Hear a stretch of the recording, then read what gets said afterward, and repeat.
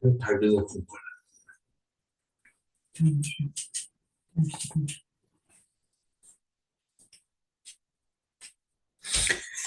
Heh, demək, səhv eləmirəmsə, üçüncü sınağı dedin, yoxlamışıq, bilirsən, ona görə ikinci sınağı paylaşdım. Deməli, fən müsabiqəsi üçün bu il keçirilən ikinci sınaq imtahanı suallarıdır. İzahlarına başlayaq. Deməli, birinci sualımız. Şəkildə təsvir olunan bitki hüceyrəsinin hansı rəqəmlə verilən orqanelləri sitoplazmadan iki membranla ayrılır? İki membranlı orqanellər, onu deyim ki, plastidlər və mitoxondrilərdir. Burada bir rəqəmi ilə vakol göstərilir. Bu bir membranlıdır. Ona görə bir olan cavablar getdi. Ya 2-5'dir, ya 2-3'dür. 2 yaşıl rəngdə olduğu üçün kloroplastdır. 2 olacaq. 3 yaxşı görünmür. Bir də 5'ə də baxaq. Ha, yox, 3 olmaz. 5 mitoxondridir. Ona görə cavab olacaq C variantı 2-5. İkinci sualımız. Çiçəkli bitkinin nömrələnmiş hissələri ilə bağlı yanlış fikri müəyyən edin. 1 çiçəkdir. 2 yarpaqdır. 3 gövdədir. 4 isə kökdür. Bir hissədə həm meyvə, həm də toxuma başlanğıc verən hissəyə rast gəlinər.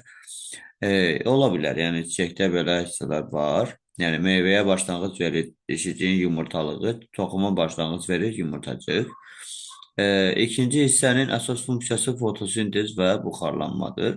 Bu da doğrudur. Üçüncü hissə kök və yarpaqları bir-biri ilə əlaqələndirir. Gövdədir, bu da doğrudur. Dördüncü hissənin əsas funksiyası etir qida maddəsi toplamaqdır. Xeyr. Əsas funksiyası torbaqdakı suyu və mineral maddələri sormaqdır. Ona görə D variantı olur ikinci sualımızın cavabı. Üçüncü sualımız, ətirşad bitkisində təsvir edilən çoxalma formasında istifadə edilən orqan növünün yeraltı şəkil dəyişməsi deyil. Ətirşad bitkisi gövdəçiliyi vasitəsilə çoxalır, qızılgüldür, ətirşaddır, qarağatdır, bu bitkilərdə gövdəçiliyi olur. Və yəni söhbət gövdənin yeraltı şəkil dəyişməsi olmayan cavabdan gedir. Soğandakı soğanaq bu gövdə şəkil dəyişməsidir. Çayırdakı kökümsol gövdə şəkil dəyişməsidir. Kartofdakı yumru yenə gövdə şəkil dəyişməsidir. Georgindəki yumru kök şəkil dəyişməsidir. D variantı olacaq doğru cavab. K, L, M müvafiq olaraq dişicik, yumurtalıq və yumurtacıq sayı olarsa, hansı qrafik qarğıdalı bitkisinə aid edilə bilər? Qarğıdalı bir toxumlu dənmeyvə əmələ gətirir. Yəni, bir dişicik var onun çiçəyində. Deməli, qarğıdalın, yəni, bir dişicik, bir yumurtalıq, bir yumurtacıq. B variantı olacaq doğru cavab. Sonra 5-ci sualımız. Cədvəldə verilmiş fikirlərin düzgün ardıcıllığını doğru yanlış olaraq müəyyən edin. Noxud və çiyələk bitkisi sadə yarpaqlara malikdir. Xeyr, mürəkkəb yarpaqdır. Yəni, birinci yanlışdır. Çayırın yeraltı şəkil dəyişməsi gövdədir. Doğrudur. Yəni, onun altındakı. Yasəmən gicitkən bitkilərin yarpaq düzülüşü qarşı-qarşıyadır. Doğrudur. Moruq itburnu ot bitkilərinə aiddir. Xeyr, kol bitkilərinə aiddir. A variantı olur sualımızın cavabı. 6-cı sual, düzgün fikri müəyyən edin. Şəkildəki paralel damarlanan yarpaqlıq xeyr, bu torvarı damarlanmadır. Amma sadə yarpaqdır. Yəni, A bəndi səhv idi, B bəndi mürəkkəb yarpaq yazıldığına görə səhvdir. C variantı olacaq doğru cavab. 7-ci sualımız. Yarpaq hüceyrəsində 16 xromosom olan bitkinin bir toxumlu meyvəsi əmələ gələrkən mayalanmada iştirak edən yumurta hüceyrə və bütün hüceyrələrin xromosom sayı neçə olar? Deməli, əgər yarpaq hüceyrəsi 16-dırsa, bu tipli suallardan düşə bilər. Yəni, bunu izah edeyim. Bitki özü neçədirsə, yəni bitki 2 endir, məsələn, Onun yarpağıdır, gövdəsidir, köküdür. Yəni bir çox hissələri, yəni bədən hissələrinin demək olar ki, əksəri hamısı 2N-dir. Yəni yarpaq hüceyrəsi 16-dırsa, deməli əksər bədən hüceyrələri 16-dır. Və sonra bizdən nə istəyir? Mayalanmada iştirak edən yumurta hüceyrə. Yumurta hüceyrə bitkinin özünün yarısına bərabər olur. Yəni yumurta hüceyrə olacaq N. N bərabərdir 8. Və bütün hüceyrələrin xromosom sayı. Mayalanmada iştirak edən yumurta hüceyrə və bütün hüceyrələr. Mayalanmada 4 hüceyrə iştirak edir. Yumurta hüceyrə N-dir. Mərkəzi hüceyrə 2N-dir. Spermilər N üstə gələk N. 2 dənə spermi olur. Cəmi 2N-dir. Və ümumi deyirsə, ümumi toplasaq cəm N üstə gələk 2N üstə gələk 2N bərabərdir 5N. N-imiz 8-dirsə, deməli 5N-imiz də bərabərdir 5 vurulsun 8 bərabərdir 40. Deməli birinciyə yumurta hüceyrəyə 8 gedir, ümumiyə də 40 gedir. Və baxaq, K-ya 8, ümumiyə 40 ilə A variantı olur. Sualımızın doğru cavabı. Devam edirik 7-ci sualımızla. Daha doğrusu 8-ci sualımızla. Yalnız şəkilə istinad edərək nömrələnmiş bitkilərin hansı və ya hansılarının meyvə əmələ gətirə biləcəyi fikrini irəli sürmək olar. Təbii ki, burada çiçək olmalıdır ki, meyvə əmələ gətirsin. Yəni, o cəhətdən ikinci bitkidə çiçək var, dördüncü bitkidə çiçək var, beşinci bitkidə çiçək var. C variantı olur, doğru cavabımız. 9-cu sualımız canlı noxud toxumlarının cücərmə prosesinə müxtəlif amillərin təsirini araşdıran şagird ağzı açıq qabdakı aşağıdakı təcrübəni aparmış, heç bir toxum cücərməmişdir. 10 dərəcə Selsidə yaş pambıq, 20 dərəcə Selsidə quru pambıq. Yəni, birincidə temperatur aşağıdır, ikincidə rütubət yoxdur. Birinci və ikinci qablardakı toxumların cücərməsinə mane olan amilləri müvafiq olaraq dediyinə görə ardıcıllıq olmalıdır. Yəni, birincidə yaş pambıq su var, amma temperatur aşağıdır. Ona görə birinciyə temperatur gedər. Və ikincidə rütubət yoxdur. Temperatur, rütubət, yəni C variantı olur. Doğru cavabımız. 10-cu sualımız verilmiş çoxalma forması ilə bağlı mütləq doğru fikirləri seçin. Yəni, daha doğrusu soğuk vasitəsilə vegetativ çoxalmadır. Yəni, gövdəçiliyi də deyə bilərik.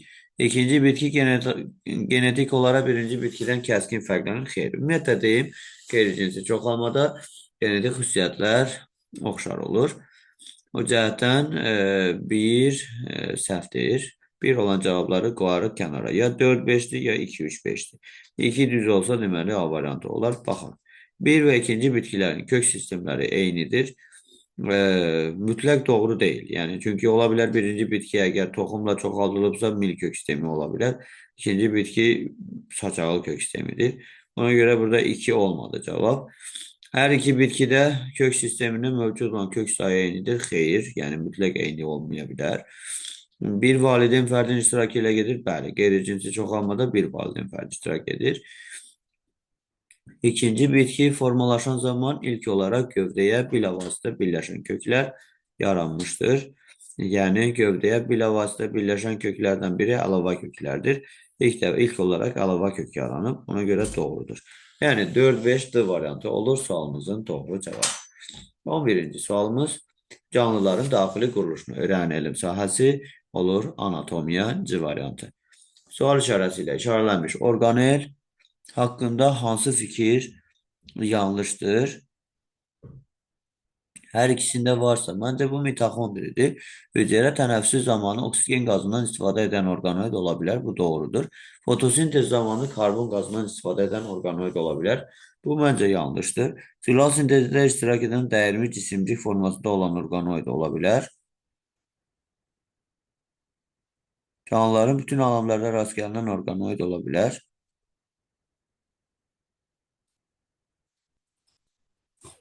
Sual işarəsi ilə işarələnmiş orqanel haqqında hansı fikir yanlışdır? Yəni, burada həm bitkidə rast gəlinsin, həm göbələkdə rast gəlinsin. Yox, heyvanda daha doğrusu rast gəlinsin. İkisinde de varsa bu A 100% səhvdir. A deyirəm, B 100% səhvdir. B 100% səhvdir. Niyə? Çünki e,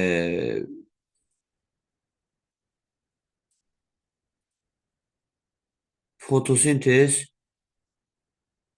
edən orqanoid həm heyvanda, həm bitkidə olmur. Yəni heyvanlarda e,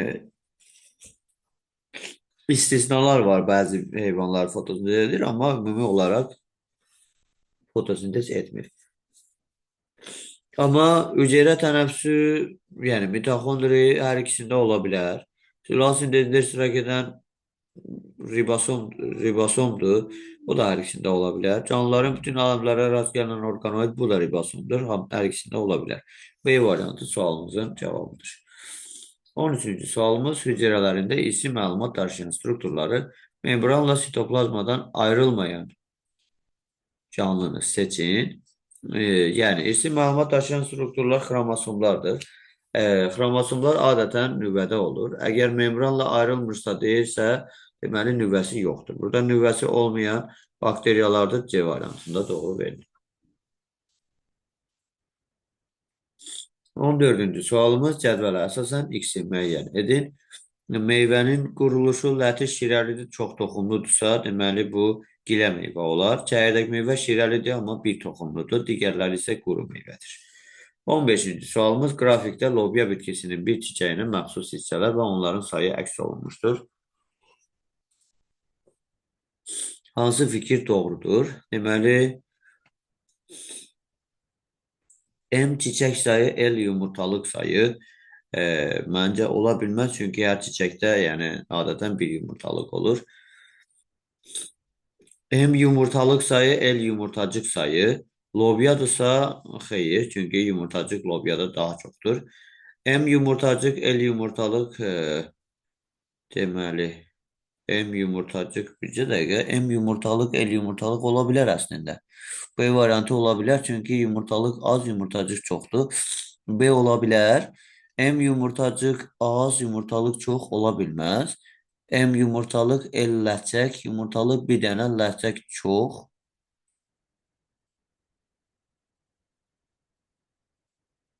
Yox, ləçək yox, çiçək sayı. Yox, C sayı ilə bərabərdir. B variantı olur sualımızın doğru cavabı. 16-cı sualımız hansı calaq üsulunda calaq altıya T şəkilli kəsik atırlar? Bu göz calağıdır. A variantı olur sualımızın doğru cavabı. 17. Hansı bitkiyə aid yarpaq verilməmişdir? İnci çiçəyi, inci çiçəyində qövsvarı yarpaq olur. Sadə yarpaqdır. Elə inci çiçəyi olar. Atşabağında barmaq varıdır verilib. Noxudda cütlələk vardır verilib. Çiyələkdə üçərdi verilib. A bəndə olur sualımızın doğru cavabı. Verilənlərin hansının əmələ gəlməsində yumurtalıq iştirak edib? Yəni söhbət meyvədən gedir. Bir meyvə deyil. 2 meyvədir, 3 meyvə deyil. 4 meyvədir. 5 meyvə deyil, 6 meyvə deyil. Sadəcə 2 ilə 4-də iştirak edib. Ona görə B variantı olur doğru cavab. Çiçəkli bitkidə təsvir edilmiş K, N, L, M hissələri ilə bağlı doğru fikri müəyyən edin.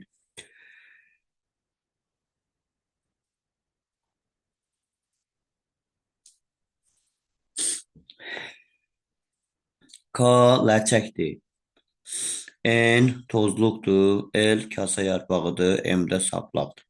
N hissədə baş verən bütün proseslər K hissəsində baş verə bilər. Xeyr. Nə üçün? Çünki N hissədə qamət yaranır. Erkək qamət K hissədə yarana bilməz. Bu yanlışdır. Bir olan cavabları, yəni D variantını qoyduq kənara. 2. Bir evli hermafrodit çiçək təsvir edilmişdir. Bir evli hermafrodit, bəli. Həm erkəkcik var, həm dişicik var. Bu doğrudur. N hissədə baş verən proseslərin müxtəlifliyi K, L, M hissəsinə nəzərən daha çoxdur. Bəli, doğrudur. Çünki N hissədə həm mitoz, həm meyoz, digərlərində yalnız mitoz baş verir. 3 də doğrudur. 4-də K hissəsində baş verən proseslər nəticəsində bitkinin dişi qametofiti formalaşır. Xeyir. 4 yanlışdır. Eyni hissədə baş verən proseslər gələcəkdə müxtəlifliyə səbəb ola bilər. Bəli, doğrudur. Mayalanmada iştirak etdiyi üçün. 2, 3, 5 olacaq doğru cavabımız, yəni C variantı. Verilmiş hüceyrə ilə bağlı yanlış fikri müəyyən edin. Heyvan orqanizminin ixtisaslaşmış hüceyrəsidir. Ola bilər, eritrosit heyvanlarda olur. Qırmızı qan hüceyrələri və eritrosit adlanır, doğrudur. Yetkin halda birdən çox nüvəyə malikdir, xeyr. Yetkin halda nüvəsiz olurlar. Ona görə C variantı yanlışdır. 21-ci sualımız. Hansı strukturlarda yerləşən hüceyrələr gələcək cinsi hüceyrələrə başlanğıc verir? Biri 2-dir, tozluqda olan, biri də 4 olacaq, yumurtalıqda olan. 2, 4 D variantı. Göstərilən proses haqqında hansı fikir yanlışdır? Bu, bakteriyalarda sporlaşma prosesidir. Çoxalmaya xidmətidir, xeyr. Hələ A variantıdır, çünki onlar əlverişsiz mühitdən qorunmaq üçün spor əmələ gətirirlər. Çox yüksək temperatur, bəli. Aşağı temperatur, bəli. Qida çatışmazlıqda, bəli. 23-cü sualımız. Göstərilən təsvirə əsasən aparılan gövdə kəsiyi bitkidə aşağıdakı hadisələrdən hansına səbəb olar? Qabı qatı çıxarılıbsa, deməli, üzvü maddə hərəkətində problem olar. Kəsiyin aparıldığı andan etibarən fotosintez prosesi dayanır. Məncə dayanmaz. Niyə? Çünki havadan karbon qazını udur və torpaqdan suyu da odunca qatı ilə yarpağa ötürür və bu da fotosintez prosesinin dayanmasına səbəb olmaz. Kəsiyin aparıldığı andan etibarən bitki məhv olar, xeyr. Köklərin torpaqdan kifayət qədər su qəbul edə bilməməsinə səbəb olar, xeyr. Köklərə üzvü maddənin çatdırılmasına mane olar, bəli. Çünki üzvü maddələr yarpaqdan üzvü kökə doğru hərəkət edir. D variantı olur, doğru cavabımız. 24-cü sualımız. Hüceyrənin faktiki ölçüsü 300 nanometr, mikrometr daha doğrusu böyüdülmüş ölçüsü 1,5 santimetrdir. Bu mikroskopun böyütmə dərəcəsini tapın. Deməli, santimetr, 1 santimetr 10.000 mikrometrdir. 1,5 santimetr olacaq 15.000 mikrometr və böyüdülmüş ölçünü faktiki ölçüyə bölərək böyütmə dərəcəsini tapa bilərik. 15.000-i 300-ə böləndə deməli 1500, 150, 150-ni 3-ə eləyəcək 50. Cavab A variantı olacaq. Deməli, bircə dəqiqə bir də hesablayayım ki, yanlışlıq olmasın. Deməli, 5000 bölünsün 300. Əldə eləyir, problem yoxdur. 25-ci sualımız. Uyğunluğu müəyyən edin. Yayılma üsulu heyvanlarla küləklə su ilə. Gökə küləklədir.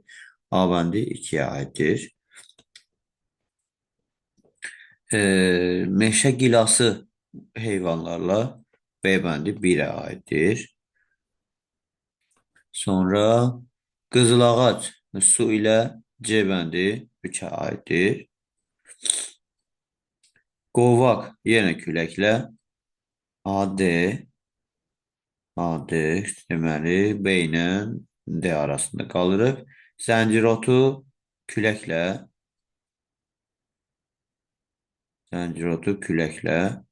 yenə AD Y. D variantı olacaq sualımızın doğru cavabı. Hələ sağa görə neçə dənə düz var?